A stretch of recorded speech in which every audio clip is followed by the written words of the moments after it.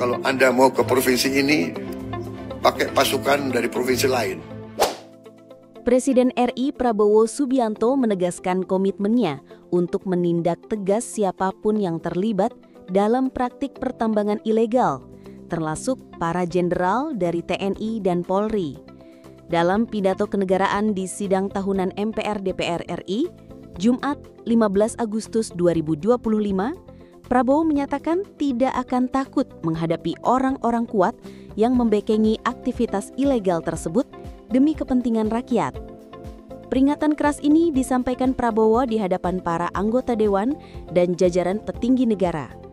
Saya beri peringatan, apakah ada orang besar, orang-orang kuat, jenderal-jenderal dari manapun, apakah jenderal dari TNI dan dari polisi, atau mantan jenderal, tidak ada alasan.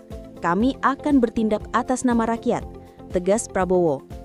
Ia juga tak segan-segan mengancam anggota partainya sendiri, Partai Gerindra, yang terlibat dalam praktik ilegal tersebut. Prabowo meminta agar mereka yang mengetahui adanya anggota partai yang terlibat dapat melaporkannya. Walaupun kau Gerindra, tidak akan saya lindungi saudara-saudara, ujarnya dengan nada serius.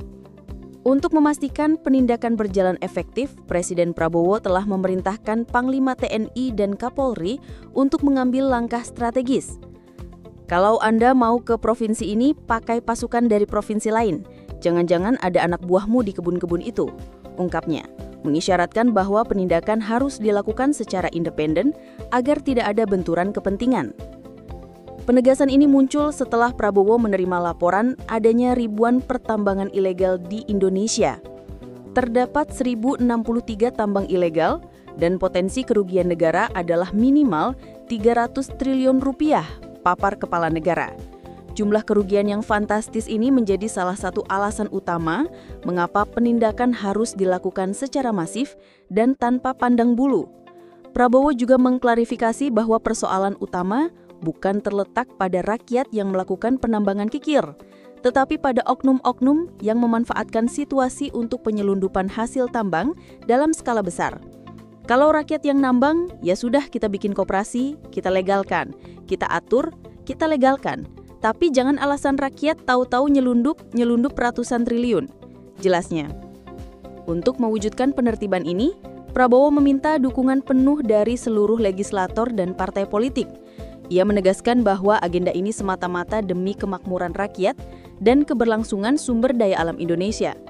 Dengan komitmen yang kuat dan langkah-langkah strategis yang telah disiapkan, Presiden Prabowo berharap dapat memberantas praktik pertambangan ilegal yang selama ini merugikan negara dan masyarakat. Langkah ini menunjukkan keseriusan pemerintah dalam mengelola kekayaan alam secara transparan dan bertanggung jawab demi masa depan bangsa yang lebih baik.